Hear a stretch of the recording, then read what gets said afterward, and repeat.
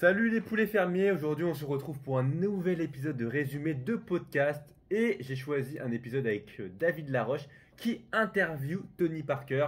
Bon voilà, je vais pas faire genre, je ne suis pas un expert en NBA au basket, donc je vais juste parler plutôt du parcours. Voilà, bon après je connais vite fait les règles, un minimum quand même. Mais bon, voilà, donc je vais pas dire ouais c'était le plus grand champion du monde, j'ai regardé quasiment aucun de ses matchs. J'ai juste vu peut-être des extraits sur YouTube, ou j'ai peut-être déjà vu voilà, des fins de match et tout.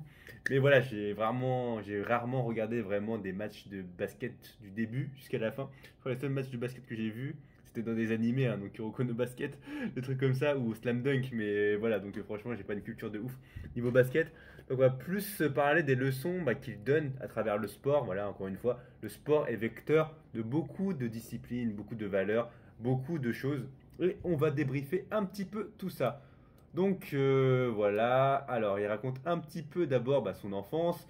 Il a eu une enfance difficile et personnellement je me rappelle plus de ce qu'il dit. Peut-être que je devais faire autre chose, je devais faire le ménage, je devais marcher dehors, ou peut-être qu'il y avait du bruit et j'ai pas tout retenu, mais en gros, voilà, je crois qu'il avait pas beaucoup d'argent, son père. Bon, en fait là je sais plus, donc je vais me taire. On va tout de suite passer à l'autre partie.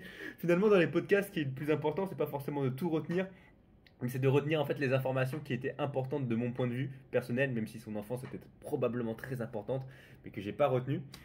Après, voilà, il va rapidement aux US, je sais plus à quel âge, mais je crois vers 17-18 ans. Et encore une fois, quand tu es en France toute ta vie, après d'un coup tu vas aux US. Et aux US, c'est pas forcément la même mentalité. Les gens là-bas, ils veulent gagner, ils ont la gagne. Et ouais, en France, ils ont aussi la gagne, mais ça dépend quoi. J'ai l'impression qu'aux US, ils ont plus la rage de vaincre quoi. Donc après, il va là-bas. Et c'est vrai que tu vois, Tony Parker, par rapport au basketteur, il est petit. Comme je dis, il est petit, voilà, il mesure 1m88, ce qui n'est pas petit dans la vraie vie, mais quand tu es au basket, quand tu mesures 1m88, voilà, il y a plein de joueurs qui mesurent plus de 2 mètres, 2m10, 2m20, voire 2m30, 2m40, je suis pas sûr, parce que on se rapproche des hommes les plus grands du monde. Après, ils perdent quand même pas mal en vélocité. Mais ouais, lui, il mesure 1m88. Et pour le rôle de meneur, donc le rôle de meneur en général, j'allais dire, c'est le petit vif. Ça passe quoi, tu vois, quand tu mesures 1m88, 1m85, 90, quand t'es meneur, ça peut passer. T'es pas obligé de mesurer 2m10 ou 2m20 comme un center, quoi. Comment on dit en français? Attends, je sais même pas comment on dit, un centre. Mais parce que moi, je suis trop habitué à l'anglais, mais voilà, comme un center, quoi. Et donc, en gros, voilà, après, il se faisait un petit peu malmené quand il était aux US dans son équipe. Bon, je connais plus très bien les équipes aussi, hein, désolé, hein, vu que je suis pas un gros aficionado de basket, mais quand il était dans son équipe. Et en gros, il se faisait un petit peu victimiser parce que c'était le plus petit et c'était le français, voilà. Et les gens, en fait, justement, ses coéquipiers voulaient le tester. Et à un moment donné, il s'est vénère, Tony, je sais pas pourquoi. Mais en gros, il y avait un de ses coéquipiers, voilà, il l'avait poussé et tout. Il le traitait assez mal, quoi. Et après, à un moment donné, il s'est vénère. Il a foncé sur un mec plus grand que lui. Il s'en battait les steaks. Et voilà. Et après, il l'a fait tomber, je crois. Parce que, évidemment, tu vois, même si t'es plus petit qu'un autre mec, si tu le fonces dessus à pleine vitesse, tu le fais tomber, quoi. Et donc, bref, après, son entraîneur, il avait dit I like it. I love it. Non, il avait dit I love it. Franchement, son entraîneur, c'était un malade mental, apparemment. C'était quoi, Popovov? Il s'appelle Popovov, un truc comme ça. Et comme quoi, tu vois, par rapport au sport de haut niveau, voilà, c'est peut-être la première leçon qu'il faut en tirer. Ça dépend des sports. Mais voilà, il n'y a que les meilleurs qui restent. Et finalement, il faut avoir la tête, hein, franchement. C'est pas tout le monde qui peut, justement, si tu te fais, je veux dire, tu te fais humilier tous les jours. C'est pas non plus, il se faisait humilier tous les jours. Mais voilà, tu vois, il y avait quand même du contact. Je pense au basket, c'est quand même violent. Il y a des coups qui se recevaient des coups et tout. Bon voilà, c'était pas non plus de la boxe, hein, il se tapait pas non plus avec des poings, mais il y avait des petits coups de coude quand il court et tout. Je pense qu'ils devaient pas être très tendres les gens. Et donc voilà, si t'as pas le caractère pour subir ça, pour encaisser tout ça déjà, c'est chaud. Donc voilà, après ça l'a endurci. Et encore une fois, c'est un peu comme l'armée, c'est-à-dire que si tu fais vraiment des choses difficiles et que tu arrives à survivre à tout ça, là ça te crée vraiment une mentalité de ouf. Il a eu une discipline incroyable aussi par rapport au fait de travailler plus que les autres, voilà, de s'entraîner plus tard, de s'entraîner un peu plus, de lancer des paniers, des choses comme ça. Et donc il faut adapter, comme il avait dit aussi, le bon mindset. Donc il avait aussi donné un exemple avec le mot d'élite. Donc je sais plus qui avait dit ça, je crois que c'était Kobe Bryant ou un autre joueur de basket. Je crois que je vais essayer d'éviter les noms de joueurs de basket parce que je vais dire qu'ils se ressemblent tous pour moi, mais voilà, je connais pas grand chose. Mais donc en gros, comme je l'ai dit, il avait dit d'élite. Donc d'élite qui veut dire forget, oublie, passe à autre chose quoi. D'élite ça veut dire. En fait, d'élite ça veut dire efface de ta mémoire. Et en gros, comme tu sais au basket, il y a plein de points à jouer C'est-à-dire qu'il y a des matchs, voilà, ils ont des centaines de points, je pense. Ils peuvent aller jusqu'à une centaine de points, plus ou moins. Et en gros, bah, quand tu rates un panier, il faut oublier le panier que tu viens de faire parce que en fait, il faut se concentrer toujours sur le moment présent. Et c'est pas parce que tu as raté ce panier-là que après tu vas rater le prochain. Et après, si tu repenses toujours à ce que t'as raté, tu vas te crisper. Et donc, il faut essayer justement bah, de réinitialiser les informations le plus vite possible. Donc, ça revient un petit peu au tennis, hein. C'est-à-dire que tu joues, on va dire, un mauvais jeu. Bah voilà, le jeu, tu joues un mauvais point, un mauvais jeu, bah c'est passé, passe à autre chose. Il faut jouer point par point. Et c'est un peu ce qu'il avait dit en gros, c'est de toujours se concentrer, être dans le moment présent. Après, donc voilà, c'est comme je dis aussi, avoir une vie difficile pour avoir faim. Et il avait dit aussi une très belle phrase. En fait, quand tu es sportif de haut niveau, en général, il y a plein de gens qui vont dire ouais, moi j'ai fait des sacrifices, j'ai passé, je suis pas allé dehors, j'ai pas bu, j'ai pas fumé, je devais dormir tôt, je pouvais pas faire la fête, je pouvais pas voir mes amis parce que je devais m'entraîner. Et lui, il a dit, Tony Parker, c'est un choix, c'est pas un sacrifice. C'est-à-dire que tu fais le choix de t'entraîner, tu fais le choix de, on va dire, subir, de souffrir pour avoir pas cette gratification instantanée. Et justement, tu fais le choix bah, de essayer d'atteindre tes rêves. Et même si tu vas pas forcément réussir, hein, parce que tu réussis pas forcément à 100% être le meilleur joueur, on va dire, de basket ou être dans le top ou être professionnel, mais au moins, bah, tu as fait le choix bah, voilà, de tout donner et c'est important. Encore une fois, le choix des mots, comment tu te parles à toi-même, est-ce que tu dis ouais j'ai fait des sacrifices, est-ce que je suis capable de faire ça, je suis pas capable de faire ça, lui il est plus fort que moi parce qu'il est plus grand. En fait, toutes ces façons de voir le monde, en fait, ça va infecter, non, ça va t'endommager. Bon, c'est pas le bon mot, mais ça va te faire réfléchir justement, bah en fait, juste des petits mots, juste des petits trucs que tu te rends même pas compte peut-être des fois bah, ça va beaucoup influencer bah, ta vie en fait. Bon, pas forcément influencer de manière ouf ta vie, c'est pas parce que tu te dis, ouais, j'ai fait des sacrifices ou à la place, fallait dire le mot j'ai fait un choix, ça n'a pas impacté autant que ça, mais en fait, chaque petite chose que tu te dis dans ta tête, parce que tu penses beaucoup, tu vois, tout le monde pense énormément dans une journée, bah voilà, même si je dis rien, tu as des idées, il y a des pensées qui viennent, et comment tu te parles, c'est très important. Donc après, voilà, qu'est-ce que j'avais dit d'autre? Ne pas se laisser faire et prouver aux autres à travers le travail et l'effort qu'on peut réussir. Donc j'ai pris aussi des notes, hein, quand même, c'est important. Après, la mentalité de gagnant, avoir le bon mindset. Avoir le bon mindset, ah, c'était très intéressant. Le mindset, c'est être persuadé. En fait, tu vois, il avait dit, Tony, je crois, il avait dit que c'est pas forcément le plus grand, c'est pas forcément le plus rapide, c'est pas forcément le mec avec la meilleure condition physique, mais c'est le mec qui a le meilleur mental. Et encore une fois, là, c'est très important de se persuader. En fait, si tu te dis déjà d'avance que t'es pas le meilleur, surtout à haut niveau, bah t'es déjà mort en fait. Parce qu'en fait, justement, il y avait une petite anecdote. Il avait dit en gros qu'il y avait une équipe qui était content d'être arrivé en finale. En fait, si t'es déjà content juste d'être arrivé en finale, t'as pas la bonne mentalité. Parce qu'en fait, il faut pas être content. En fait, si, tu peux être évidemment content d'être arrivé en finale, mais en fait, il te reste encore un match. Et c'est ça le match le plus important pour gagner en fait. Et si t'es juste content d'être arrivé en finale, bah t'as déjà perdu parce que il faut gagner en fait, il faut vouloir, il faut avoir l'envie de gagner. C'est-à-dire que imagine, tu as la finale d'un grand chelem au tennis, bah, tu as la finale d'un match de foot, tu dis ouais je suis en finale, je suis en finale. En fait non, il faut dire bah non, en fait il reste le match le plus important et le match le plus important bah, c'est le dernier match quoi. Parce que c'est ça qui détermine le gagnant et le perdant. Donc tu peux être content évidemment d'arriver en finale, mais après il faut pas se dire c'est fini, c'est la fin, je suis déjà content. Ce que je veux, c'est vraiment le trophée, la coupe. Et c'est ça en fait, tu as un peu la mentalité bah, qu'il partage, c'est vraiment avoir faim. Vraiment, bah, grâce à sa vie qu'il a eue, la vie difficile qu'il a eue, il n'a pas eu forcément toujours de la nourriture, des choses comme ça. Voilà, un père qui lui disait pas forcément les choses, il lui a montré un peu la voie du basket, parce que lui aussi, je crois, son père c'était un joueur pro de basket, où il n'a pas réussi, je crois. Donc, ouais, il a donné un peu ses rêves à son enfant, à son fils et tout. Ouais, donc voilà, la mentalité d'un gagnant, c'est vraiment être persuadé et aussi mettre les efforts. Évidemment, ça sert à rien de dire ouais, je suis le meilleur, je suis le meilleur si tu mets pas toi-même les efforts et te le prouver au plus profond de toi et vraiment y croire du plus profond. Ça, c'est très difficile par contre, de vraiment y croire, je pense. C'est parce qu'il y a plein de gens, tu vois, ils ont le talent, ils ont la génétique et des choses comme ça. Et toi, tu te dis peut-être, ouais, moi j'ai pas le talent, j'ai pas la génétique. Et juste déjà en te disant ça, bah, peut-être que ça te fait des blocages mentaux. Tu vois, c'est très important, on va dire, comment dire, les croyances limitantes, les façons de réfléchir et comment dire, bah voilà, la préparation mentale, toutes ces choses-là en fait. Comme je l'ai dit, comment tu te parles à toi-même, comment tu te vois, mais vraiment sans te mentir. Comme je l'ai dit, ça sert à rien de te dire je suis plus fort, alors que pour de vrai, peut-être tu as un gras du bide, tu vois. Donc voilà, ça fait réfléchir. Après, bon, il avait parlé un peu de sa relation avec son père, je me rappelle plus très bien. Équilibre entre ambition et plaisir de vie. Donc ouais, je sais plus trop ce qu'il disait dessus. Après, on a relativisé et relâché la pression. Voilà, parce que bon, le basket, c'est pas tout dans la vie non plus, parce qu'il faut développer d'autres compétences, encore une fois. Qui veut être mon associé, donc c'était intéressant. Bon, j'ai pas vu l'émission Qui veut être mon associé avec Anthony Bourbon et tout, mais comme il avait dit aussi Tony, c'est qu'il faut apprendre des meilleurs.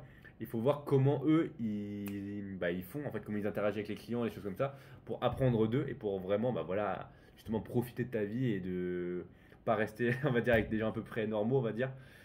Utiliser une défaite comme moteur de réussite. Voilà, bah quand t'as perdu une fois, encore une fois, bah c'est pas la fin, hein, parce qu'il y a toujours d'autres tournois, il y a d'autres compétitions. Mais il faut utiliser, tu vois, cette rage d'avoir perdu pour justement être capable de se relever et avoir toujours faim. Par contre, quand tu gagnes, c'était très intéressant aussi dans le podcast, parce qu'en fait, il a beaucoup gagné, Tony. Il a beaucoup gagné. Bon, après, il a aussi perdu, hein, tu vois, tu peux pas gagner tout le temps à 100%. T'as jamais 100% de réussite de victoire. Et en fait, son entraîneur, Popolov, bon, je sais plus comment il s'appelle, mais on va l'appeler Popolov, c'est pas grave.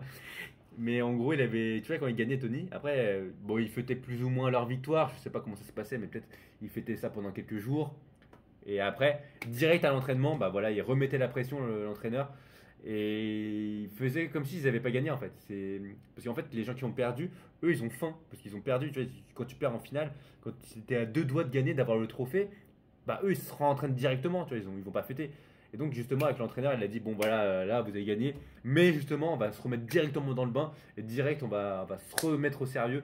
Et voilà, tu vois. Donc, ça a beaucoup servi en fait. Hein, de pas prendre la grosse tête, justement. C'est pas parce que tu as gagné, waouh, wow, on va faire la fête tout le temps. C'est tout de suite, bah, ouais, tu te réentraînes assez rapidement et vraiment de manière sérieuse, comme si tu avais perdu, quoi. Donc, c'est toujours ça, en fait, toujours avoir faim. C'est difficile de cultiver un petit peu cette faim, valoriser et transmettre la valeur de l'argent. Après, ils avaient parlé un petit peu aussi des enfants, en fait. Parce qu'en fait, Tony, il a des enfants. Et en gros, bah, lui, il a eu faim, Tony, parce que tout simplement, il a eu une vie difficile. Voilà, comme j'ai dit, il n'a pas eu forcément de la nourriture. Je pense qu'il a quand même mangé, bon, je sais pas très bien. Faudrait que je réécoute son enfance, hein. Mais après, son père était quand même très strict, autoritaire par rapport aux entraînements, voilà, les choses comme ça. Et c'est vrai que si, bah voilà, tu vois, Tony, maintenant, il a il a de la thune, de l'argent, et ses enfants, bah, il leur en fait profiter. C'est-à-dire qu'il va pas dire à ses enfants, bah voilà, je vais vous donner de la nourriture moisie, on va pas partir en voyage, ou des choses comme ça, parce que quand tu as de l'argent, après, bah, tes enfants profitent de ton train de vie, tout simplement. Tu vas pas dire à tes enfants, bah tu vois, imagine, toi, t'es riche, tu vas pas dire à tes enfants, bah en fait, c'est moi qui ai gagné la thune, hein, vous devez mériter votre thune, les enfants. Donc finalement, voilà, après c'était un peu compliqué parce qu'ils n'ont pas forcément la même faim, tu vois, que Tony. Évidemment, quand tu viens des bidonvilles ou je sais pas quoi, tu viens des favelas, quand tu viens des quartiers avec des gens avec des couteaux, bon, c'était pas le cas de Tony, mais voilà, quand tu viens quand tu viens d'une vie un peu difficile, on va dire, d'un début de vie difficile, t'as plus faim. Encore une fois, ça dépend des personnes. Il y en a qui vont pas avoir faim, il y en a qui vont peut-être être détruits mentalement, peut-être qu'il y en a qui vont mourir, ou bon, j'en sais rien. Mais si tu arrives à t'en sortir, on va dire, il y en a, ils ont vraiment un mental indestructible. Et en gros, bah voilà, ces enfants n'ont pas cette fin-là, parce que ils sont dans le confort, mais après, voilà, il essaie Tony quand même de trouver un équilibre pour pas qu'ils soient trop dans le confort, de les faire, de leur faire visiter. Non, ils doivent par exemple visiter des pays pauvres, des choses comme ça, pour voir, pour prendre conscience de l'argent, parce que l'argent, voilà, c'est pas forcément si facile à obtenir. Il faut apprendre le goût de l'effort, les choses comme ça. Et ça, c'est très difficile par rapport à l'éducation, tu vois, de donner le goût de l'effort à l'enfant, parce que chaque enfant est unique. Et là, il a essayé de reproduire un petit peu ce que son père a fait pour lui par rapport au basket. Donc, il regarde des vidéos avec ses enfants. Et ses enfants ne sont pas forcément intéressés. Donc, encore une fois, c'est du cas par cas et c'est s'adapter aux enfants et c'est un peu difficile. La critique la plus difficile qu'il ait reçue, je ne sais plus c'est quoi, devenir une source d'inspiration. Évidemment, bah voilà, quand tu es une personne à peu près, on va dire, ordinaire et qui a réussi à atteindre le haut en partant de rien, c'est toujours inspirant. C'est les American Dreams, des trucs comme ça où tu te dis, bah voilà, tu vois, le mec il est parti de rien, il a réussi dans la vie, tout le monde peut réussir. Encore une fois, c'est pas tout le monde, ça dépend vraiment de ton caractère, de comment toi tu vois les choses et si tu es capable ou pas. Tu vois, il y en a, ils seront peut-être pas capables, tu vois, de réussir à surmonter des choses comme ça dépend vraiment de ta personnalité, mais vraiment, si tu t'en donnes les moyens, tu peux réussir. Donc après, il avait parlé de plein de choses intéressantes, pas avoir de plan B pour se focaliser uniquement sur le plan A. Ça peut être intéressant, ça dépend des domaines de la vie, mais par exemple, si tu es dans le sport et que toute ta vie, en fait, c'est le sport, en fait, il y a un truc à prendre en compte par rapport au sport, c'est que tu peux te blesser, en fait. Donc, en fait, si t'as pas de plan, pour moi, c'est intéressant. Tu vois, parce qu'en fait, quand t'as pas de plan A, on va dire, en fait, tu focalises toute ton énergie. Non, quand t'as pas de plan B, pardon, tu focalises toute ton énergie sur le plan A. Mais sauf qu'en fait, si le plan A plante et que, bah voilà, comme j'ai dit dans le sport, tu peux te blesser. Et ouais, tu fais comment en fait, hein. En fait, tu fais comment? Donc, encore une fois, je suis un peu perplexe. Même si, par exemple, tu vois, pour les études, et tu veux devenir auto-entrepreneur, bah, je te dis pas de lâcher tes études. Tu fais un autre truc à côté et on va dire, tu fais ton truc auto-entrepreneurial à côté. Mais il faut un peu s'assurer, quoi. Tu vois, c'est un peu. Quand ça marche bien ton business, bah après, à un moment donné, bah, tu t'en fous un petit peu des études. Mais après, si t'as pas de plan B, ça peut être compliqué, quoi. Donc, moi, je serais pas vraiment pour. Même si, après, évidemment, tu mets toute ta focalisation, toute ta concentration sur le plan A, quoi. Bon. Après, il avait dit aussi de faire plein de choses en même temps. C'est pour ça que Tony il a pas mal réussi. Bah, il a fait sa carrière de sportif. Après, il a travaillé dans des associations. Il a créé des entreprises. Il fait des interviews. En fait, il a planifié plein de choses pendant sa carrière. Et voilà, donc quand il a fini sa carrière, il n'a pas eu cette transition de dépression comme plein de sportifs ont. Il avait déjà plein de trucs avant. Donc, il avait plein de trucs pendant et avant. Donc, franchement, un mec très, très, très malin. Alors après, il avait dit aussi pas faire que du sport. En fait, c'est bien, tu vois, quand tu es très déterminé dans un domaine, c'est bien d'y penser tout le temps, on va dire. Mais c'est bien aussi d'avoir des jours off et de déconnecter. C'est-à-dire que moi, personnellement, je m'entraîne quasiment tous les jours. Mais il y a au moins un jour dans la semaine où je fais pas de sport. C'est-à-dire que je fais une activité légère. Quand je dis je fais pas de sport, voilà, je te dis pas de rester à H24 dans ton lit et à regarder Netflix ou regarder des animés, jouer à des jeux vidéo toute la journée dans ton lit. Mais tu peux marcher, tu peux faire ta mobilité, tu peux faire du vélo, tu peux juste voilà, faire la cuisine, faire des activités autres, mais voilà, bouger un minimum. Mais c'est important, je pense, d'avoir un peu cette déconnexion pour justement, après, être super focus sur la tâche que tu veux avoir, on va dire. Donc ouais, c'est important aussi de relativiser, de savoir gérer la pression et d'avoir et d'avoir plusieurs centres d'intérêt différents, on va dire. Voilà, construire le mental pour vivre l'adversité, prêt à se battre pour ses rêves. Donc là, lui, il voulait marquer l'histoire de son sport, Tony Parker. Il a réussi, hein, il a réussi. Ouais, c'est infini ce dont tu es capable. Je ne sais pas si je peux réaliser mon rêve, allons vérifier. C'est vrai qu'il y a plein de gens, des fois aussi, bah, on se pose cette question, est-ce que je suis capable de faire ci, je suis capable de faire ça? En fait, si tu n'as même pas essayé, bah, tu peux pas savoir en fait, hein. Encore une fois, là, je suis en train d'être régulier dans mes vidéos, je suis en train de te débalancer comme ça. J'essaie de faire le format qui me convient le mieux possible à moi et qui me permette de m'améliorer dans ma vie. Donc voilà, un format qui me permet de bourriner du contenu. Voilà, et j'ai quand même pris des notes. Mais si j'avais pas pris de notes, bah, je l'aurais quand même fait parce que voilà, il faut quand même, si tu veux t'améliorer dans un domaine, bah, fais-le en fait, tout simplement. On reconnaît les grands au fait que c'est quand il y a le plus de pression dans ce qui se propose qu'ils y vont. Waouh, la phrase elle est bizarre, hein. Je crois que c'était un commentaire YouTube ça. Mais encore une fois, c'est comment tu gères la pression aussi. Il y en a qui vont très mal la gérer, il y en a qui vont réussir à avoir l'adrénaline, ils arriveront à mieux performer. Ça c'est très important en fait. C'est dans les moments importants que tu sais qui tu es en fait. C'est pas dans les moments tranquilles où tu sais qui tu es. C'est pas dans les moments tranquilles que tu sais qui tu es. C'est dans les moments où vraiment il y a une confrontation, où il y a des choses difficiles qui se passent. C'est là qu'on ressort vraiment plus fort. Et si tu connais ton caractère. Là, tu vas savoir peut-être que tu es un mec ultra fort dans les moments où ça va mal. Peut-être que tu vas être un mec ultra faible. Bon, on sait pas, tu vois, ça dépend des personnes. Après, ne pas se chercher des excuses, encore une fois, voilà. Quand tu foires en ayant tout donné, tu vas avoir des opportunités. Donc, c'est mieux voilà, de rater. Au moins, ça te permet de rencontrer d'autres personnes, de justement progresser, et peut-être même voilà, d'avoir des opportunités que tu ne t'attendais pas du tout. Et ouais, voilà, c'est mieux. Apprendre des meilleurs de chaque domaine, c'est comme je l'ai dit. Prendre conscience de la valeur de l'argent, réaliser l'impossible tant que personne ne l'a fait. Attends, réaliser l'impossible tant que personne ne l'a fait, tu penses que c'est impossible, mais quand une personne l'a fait, après tout le monde pense que c'est possible. Voilà, donc globalement, c'est ce que j'ai retenu. Ce que je retiens vraiment comme idée principale, c'est le Delete de Tony Parker. Donc, comme j'ai dit, bah, il s'est passé des choses, ça peut être en fait dans tous les domaines de la vie, hein.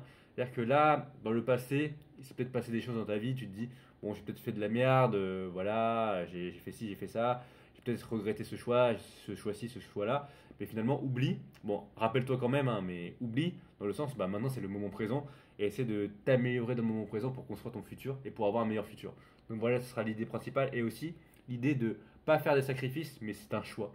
Donc dans la vie, c'est pas forcément des sacrifices, mais c'est des choix. Chaque action que tu fais, là, comme je te le dis, par exemple, cette vidéo, c'est une action que je fais, c'est un choix aussi. Et ça va peut-être m'apporter rien, peut-être pas du tout. Peut-être ça va m'apporter quelque chose. Et voilà, c'est un choix. Donc voilà, hein, c'était une vidéo assez rapide, hein, je pense. Et donc, qu'est-ce que j'ai à dire? Donc, comme d'habitude, n'hésite pas à liker, t'abonner et à partager. Et aussi, bah, comme je le dis tout le temps, Esprit Shonen, poulet fermier et sois acteur de ta vie. Salut!